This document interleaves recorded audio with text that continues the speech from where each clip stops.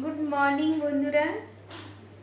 তো সকাল সকাল ব্লগটা শুরু করলাম। সকাল সকাল বলবো না, 11টা বেজে গেছে। তো দেখো আমি এখানে ভাত চাপিয়েছি, এই যে ভাত। আর এখানে করব আমি আজকে একটা রেসিপি করব, পালং শাক, মূলো, আলু আর সয়াবিন দিয়ে, আর সয়াবিন পালংয়ের চচ্চড়ি। তো চলো তোমরা দেখো আমি কিভাবে করছি।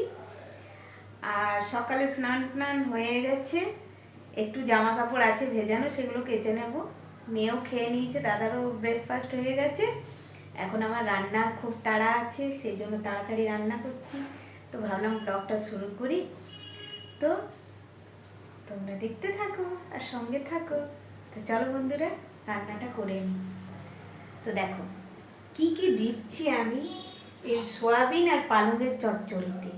তো কিছুই লাগবে না, কালো জিরে, কাঁচা লঙ্কা, টমেটো আর ধনে পাতা। ধনে পাতাটা দেওয়া হয়নি, ওইটা ফ্রিজে আছে, কিন্তু আমার এমনি গোটা ধনে পাতা নেই, বাটা আছে, সেটাই দিয়ে দেবো। আর এই যে আমি পালং শাকটা সেদ্ধ করে রেখেছি, সাথে দেব মূলো, আর এখানে আছে বেগুন কাটা, আর আছে এখানে আছে আলু কেটে রেখেছি, মূলো, আলু, বেগুন আর সোয়াবিন, যেটা দিয়েই আর কি হবে সোয়াবিন পালং চচ্চড়ি।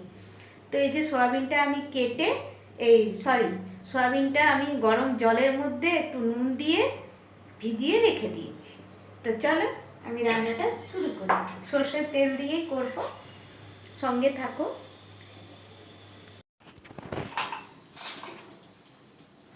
তেলটা, এটা কিন্তু সর্ষের তেল, একটু আমার কালকে পাঁপড় ভেজেছিলাম সেই তেলটা ছিল, তো আমি ওটাও মিলিয়ে দিয়েছি, কারণ ফেলানো যাবে না বন্ধুরা, অনেক দাম তো জিনিসের।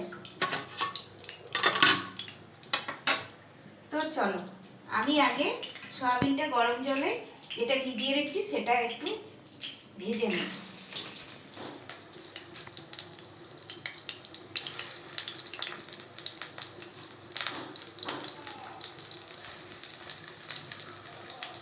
আমি এই ফার্স্ট করছি এটা,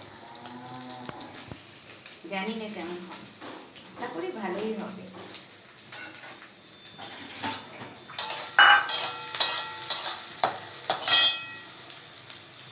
দেখো কালো জিরে, কাঁচা লঙ্কা আমি আগেই দিয়ে দিলাম, কারণ আর কতবার তেল দেবো, বেশি তেল খাওয়া তো ঠিক না। আর এর মধ্যে আমি দেবো আলু, আলুগুলো ধুয়ে কেটে রেখেছি, দিয়ে দিলাম। সেরকম কিছুই লাগবে না, অথচ খেতে ভালো লাগবে। দেরি তো বেগুন, আলু, ডিম, কুমড়ো এসব দিয়ে তো আমাদের খাওয়া হয়নি, একবার এরকম করে দেখো, খেতেও ভালো, হেলদিও আর টেস্টিও। গরম ভাতে ভালোই লাগবে। ছেড়ে ভালো করে এটা ভাজতে হবে। তো আমি সব একসঙ্গে দিয়েই ভাজবো।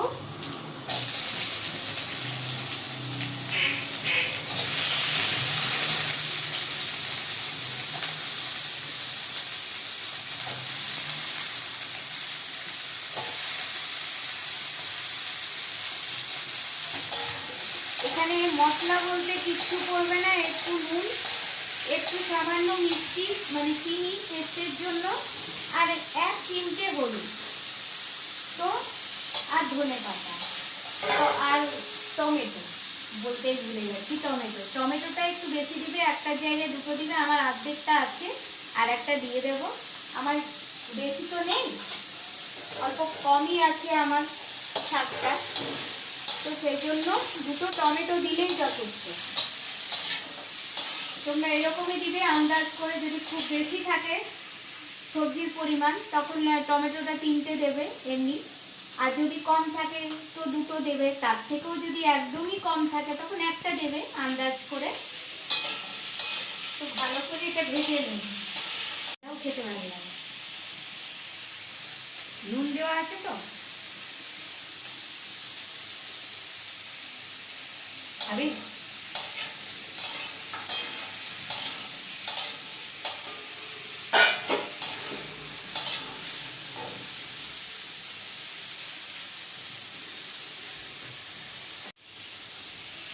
চিনিটা পড়লো।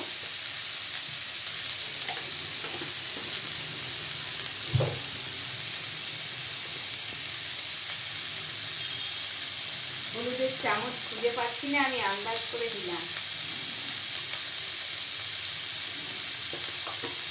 দেখো বেশি আমি কিন্তু হলুদটা দিইনি, কম দিয়েছি একদম।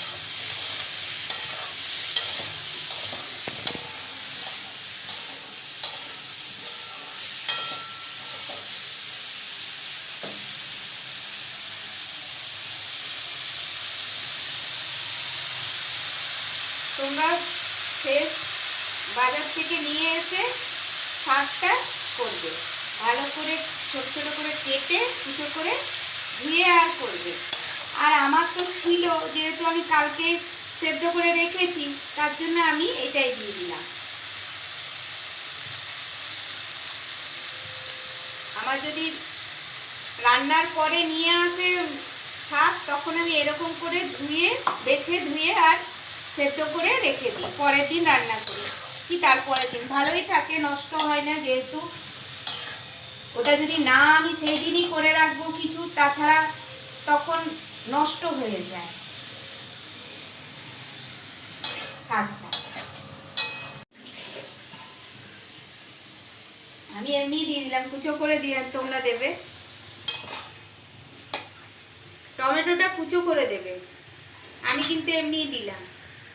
কমপ্লিট হয়ে গেছে, দেখে নাও বন্ধুরা। এই যে ভাত, চলো দাদাকে খেতে দিয়ে দিই। ভাত, এখানে আছে পালং শাক, সয়াবিনের চচ্চড়ি, আর এখানে আছে পোস্ত দিয়ে মাছের ঝাল করেছি, সর্ষে দিয়ে নয় কিন্তু, এটা আজ আমি এই প্রথম বানালাম, অনেকে বানায় সেই দেখে বানালাম। আর হয়েছে এখানে ডাল, এখানে আছে একটু আলু ভাজা আর ধনে পাতার চাটনি। তো এই দিয়ে খাওয়া দাওয়া হবে। তো এখন দাদাকে আমি খেতে দিই, দেরি হয়ে যাচ্ছে, কাজ এখন সব পড়ে আছে আমার।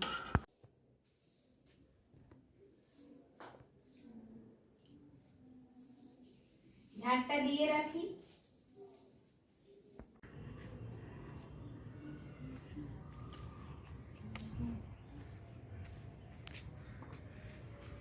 দেখো রোদ্দুরে একটু তাপ নিতে, আর জামা কাপড়গুলো মিলিয়েছিলাম সব শুকিয়ে গেছে। তো একটু বসবো, দিয়ে যাব আর একটু শোবো। তো আজকে শোবো কি না জানি না, কারণ আমি এইটা রাইস ওয়াটারটা লাগিয়েছি, ভাবলাম রোদ্দুরে একটুখানি শুকিয়েও নেব চুলটা, কাপড়গুলোও নিয়ে যাব। চলো বন্ধুরা একটু এখানে বসি।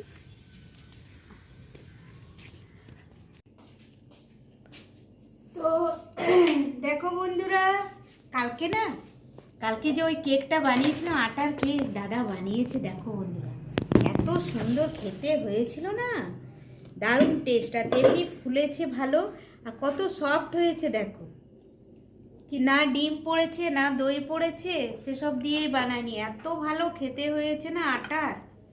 এরকমভাবে করা যেতেই পারে, তোমরাও করতে পারো, কারণ যারা মানে ময়দাটা খুব কম খাও তাদের জন্য বলছি বন্ধুরা, করতে পারো এরকম। আর যারা ডিম দিয়ে করতে চাও না, বেশিরভাগ মানে দই দিয়েও যদি করতে না চাও, তো এরকমভাবে করবে। একদিন তোমাদের সাথে শেয়ার করব, যদি তোমাদের ভালো লাগে অবশ্যই কমেন্ট করবে আমাকে। খুব ভালো টেস্ট হয়েছে কিন্তু, অপূর্ব, তোমরা করতে পারো।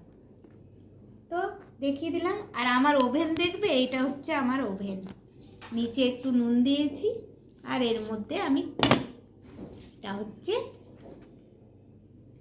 আমার ওভেন, কড়াই ওভেন।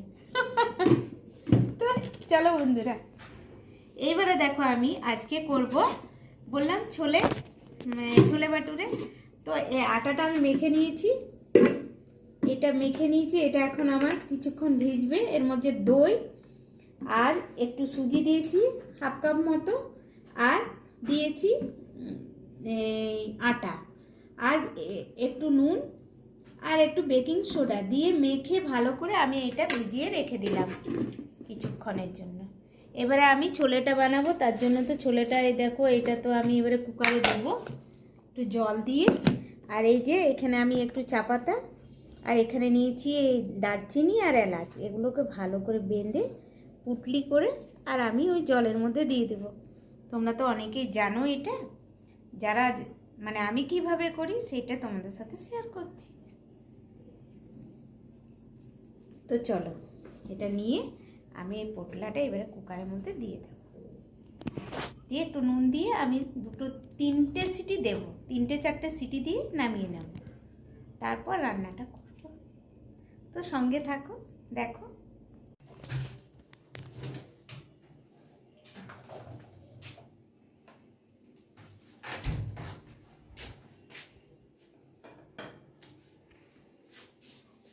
দেখো আমার এটা ছোলাটা সেদ্ধ হয়ে গেছে। ছোলাটার মধ্যে আমি ওই যে পুটলিটা দিয়েছিলাম, এই যে এটা এখানে দিয়ে দিলাম, সরিয়ে দিলাম। এবারে আমি হলুদটা বার করে নিলাম।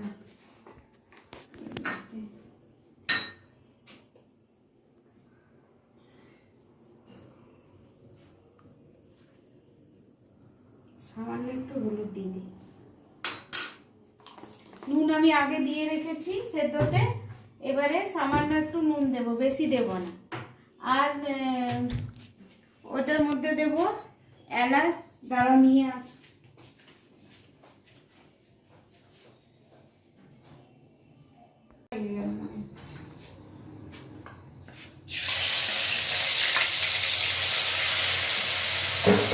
একটুখানি যে মশলাটা ছিল আমি ওটা দিয়ে দিলাম বন্ধুরা। আর এর মধ্যে দিয়ে দেব এই যে আমি যেটা গ্রেট করে রেখেছি পেঁয়াজ আর টমেটোটা, হাতে দিলাম, কিছু করার নেই। আর চামচে করে দেওয়া যাবে না।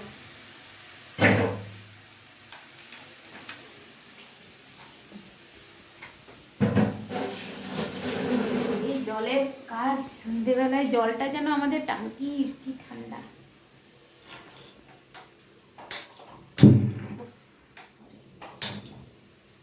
আওয়াজ হইলে যদি এটা এমনি করে রান্না করা হয় তাহলে।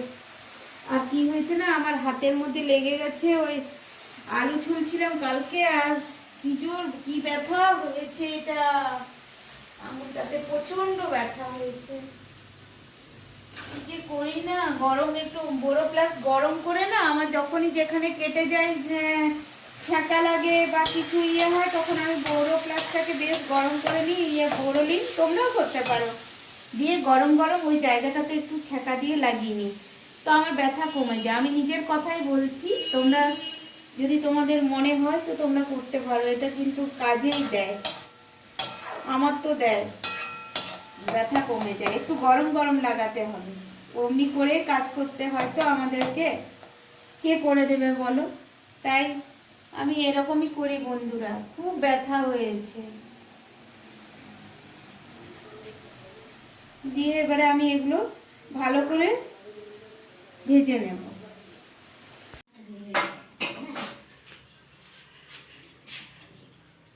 তো দেখো বন্ধুরা, আমার ছোলে ভাটুরে রেডি।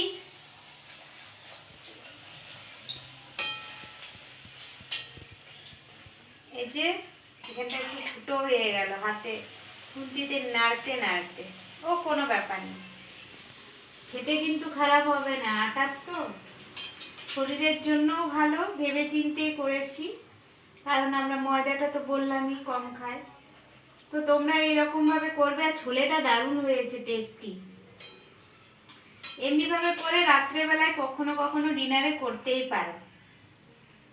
আটার করবে, আটারটা তো কোনো নেই। তো চলো দাদাকে খেতে দিয়ে দিই, এবারে আমরাও খেয়ে নেব। খেতে কিন্তু অপূর্ব হয়েছে, আমি টেস্ট করে দেখেছি। দেখো বন্ধুরা, আমি ছোলা ভেটোরে নিয়ে বসে গেছি খেতে। যা খিদে পেয়ে গেছে না, লোভ আর সামলাতে পারছি না, দারুণ হয়েছে কিন্তু।